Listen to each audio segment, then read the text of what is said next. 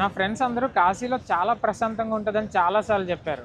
నాకు కూడా ఆ ఫీలింగ్ని అనుభవించాలనిపించి నేను కూడా కాశీ వచ్చేసా. చిన్నప్పుడు కాశీ తాడు కట్టుకోవడమే కానీ కాశీకి రావడం ఇదే ఫస్ట్ టైం. కాశీ మొత్తం అంతా సందులే, మొత్తం ఎక్కడ చూసినా సందులు సందులు సందులు. ఇంత చిన్న చిన్న సందుల్లో కూడా బైక్లు వేసుకుని ఫాస్ట్గా వచ్చేసి పేం పేం పేం పేం అని హార్న్లు కొడుతూనే ఉంటారు. కాశీలో స్వీట్స్ చాలా ఫేమస్. ఇది పలంతోడ్, ఇది రబడి, ఎంత పెట్టినా వద్దనకుండా తినే మా ఫ్రెండ్స్.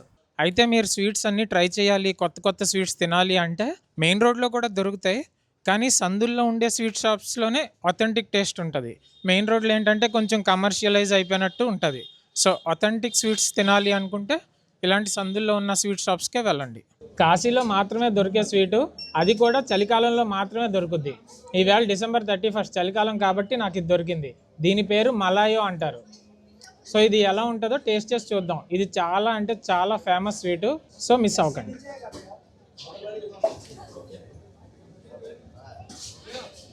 టేస్ట్ బాగానే ఉంది, కానీ ఎలా ఉందంటే మనకి క్యాపచినో పైన ఫోమ్ ఉంటుంది కదా, సంథింగ్ అలా ఉంది. ఎక్కువ డెన్సిటీ లేదు. అంటే రబడీ తిన్నాం అనుకోండి, తక్కువ తిన్నా పొట్ట ఫుల్ అయిపోద్ది.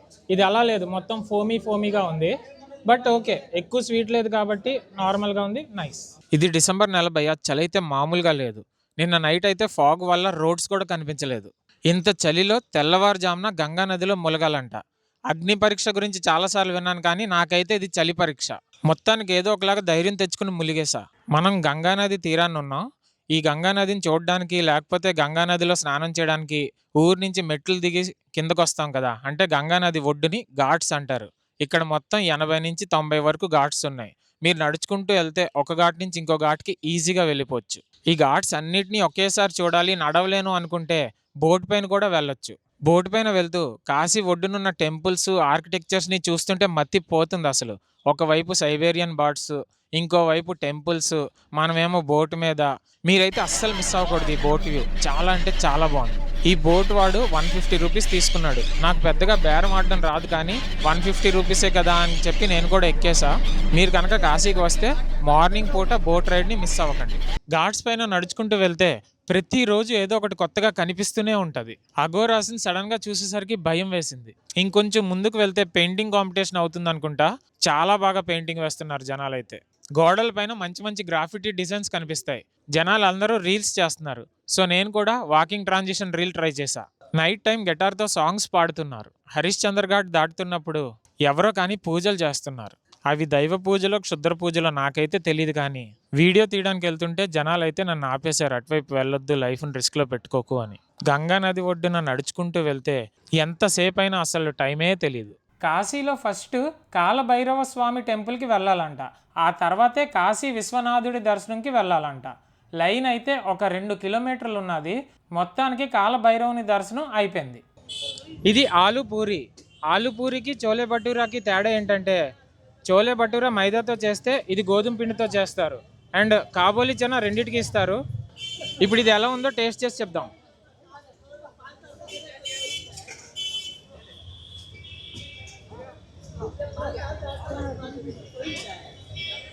ఆలు కర్రీ అయితే చాలా డిఫరెంట్గా ఉంది, ఏదో ఆవకాయ కలిపి చేసినట్టే ఉంది. మీరు కాశీకి వచ్చినప్పుడు ఖచ్చితంగా టేస్ట్ చేయండి ఆలు పూరి. ఇప్పుడు నైట్ 12 అవుతుంది.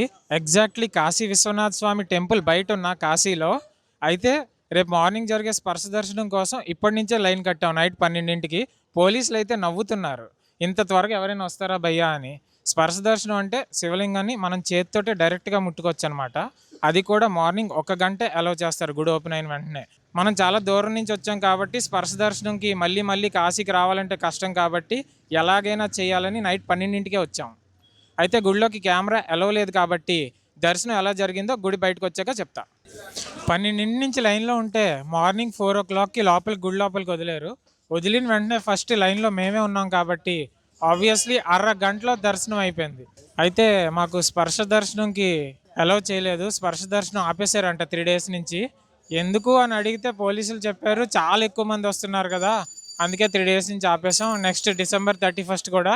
సో January 3 వరకు అయితే దేవుణ్ణి టచ్ చేయడానికి అవ్వదు అన్నారు. బట్ గుడి లోపల ఉన్న ఆర్కిటెక్చర్ అయితే సూపర్ అసలు. నైట్ టైము ఆ లైటింగ్ అదంతా నాకైతే గుడి చాలా బాగా నచ్చింది భయ్య. మీరు కనుక కాశీకి వస్తే ఎండ రాకుండా ఇలాగ పొద్దున్నే ప్లాన్ చేసుకోండి. గుడి, ఆ గోపురం, ఆ ఆర్కిటెక్చరు, దానికి తోడు లైటింగ్ చాలా బాగుంటుంది. మనం ఇప్పుడు బాటీ చోకా తినడానికి ఒక హోటల్కి వచ్చాం. బాటీ చోకా అంటే, బాటీ అంటే బాల్స్ లాగా ఉంటాయి, అంటే చపాతీ పిండి ఉంటుంది కదా, దాన్ని రౌండ్గా చేసి లోపల స్టఫింగ్ ఇస్తారు. ఒకవేళ మీరు పన్నీర్ తీసుకుంటే పన్నీర్ బాటీ అంటారు. అదే శనగలతో పౌడర్ చేసింది లోపల పెడితే చెన్నా బాటీ అని అంటారు. సో చోకా ఏంటంటే వంకాయని ఫుల్గా కాల్చి దాన్ని మసాలా వేసి కూరలా చేసి ఇస్తారనమాట. సో దీన్నే బాటీ చోకా అంటారు. కాశీలో బనారస్ పాన్ చాలా ఫేమస్. సో నేను కూడా ట్రై చేద్దామని ఫిక్స్ అయ్యా. షాప్ ఓనర్ ఎలా తినమన్నారంటే, దీన్ని నోట్లో పెట్టుకున్నాక 2 సార్లు కొరికి బుగ్గను పెట్టుకుంటే దీని ఒరిజినల్ టేస్ట్ వస్తుందని చెప్పారు. సో మనం కూడా అలాగే తిన్నాం. బనారస్ పాన్ ఫేమస్ అన్నారు, కానీ నాకైతే మన ఊర్లో మీఠా పాన్ తింటాం కదా, సేమ్ అలాగే అనిపించింది. సో మీరు కూడా ట్రై చేయాలి అంటే వచ్చి ట్రై చేయొచ్చు. నాకైతే స్పెషల్గా ఏం అనిపించలేదు. వీళ్ళంతా కూడా రీల్స్ చూసి వచ్చిన వాళ్ళే. కాశీలో చాట్ బండర్ చాలా ఫేమస్. ఇక్కడ చాట్ కోసం లైన్ కట్టాల్సి వచ్చింది. ఈ చిన్న చాట్ 80 రూపాయలంట. చాలా ఎక్కువ అనిపించింది, కానీ టేస్ట్ చేశాక అనిపించింది వర్త్ వర్మ వర్త్. కాశీలో ఈ బావిని చంద్రకూప్ అని అంటారు. ఇందులో చూసినప్పుడు మన రిఫ్లెక్షన్ కనిపిస్తే మనం ఎక్కువ కాలం బ్రతుకుతామంట. ఒకవేళ కనిపించకపోతే మనం 6 నెలల్లోనే చనిపోతామని అంటున్నారు. నాకైతే నా రిఫ్లెక్షన్ కనిపించింది, నేను సేఫ్. గంగా నది పక్కనే లాడ్జ్ తీసుకున్నాం. టెర్రస్ పైనుండి వ్యూ చాలా బాగుంది. ప్రతిరోజు ఉదయం మరియు సాయంత్రం జరిగే గంగా హారతి చూడడానికి చాలా బాగుంటుంది. కాశీలో 85 నుంచి 90 ఘాట్స్ ఉన్నాయి. అన్ని ఘాట్స్లోని గంగా హారతి ఇవ్వడం కష్టం కాబట్టి కొన్ని ఘాట్స్లోనే గంగా హారతి ప్రోగ్రాం జరుగుతుంది.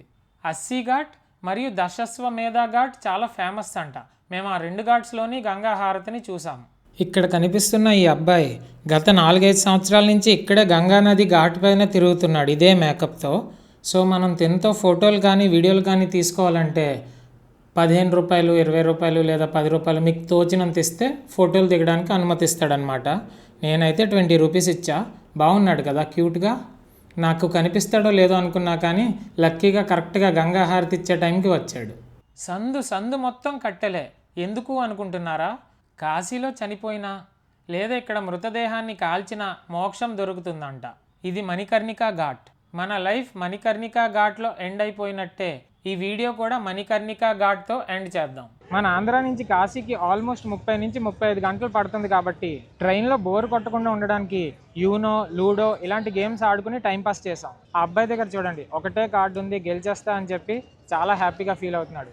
కానీ తనకి నా దగ్గర ఉన్న కార్డ్స్ ఇంకా తెలియదు పాపం. కాశీ ఉత్తరప్రదేశ్లో ఉంది. మీరు కనుక యూపీకి లేదా బీహార్కి ఫస్ట్ టైం వచ్చినట్టయితే స్లీపర్ క్లాస్లో అస్సలు రాకండి. మీ సీట్లో కూడా మిమ్మల్ని కూర్చొనివ్వరు, మరీ ఘోరంగా ఉంటుంది. అందుకే ఎక్స్పీరియన్స్తో చెప్తున్నా, మీరు కనుక ఇటువైపుకి రావాలి అని ప్లాన్ చేసుకుంటే ఏసీ టికెట్సే బుక్ చేసుకోండి.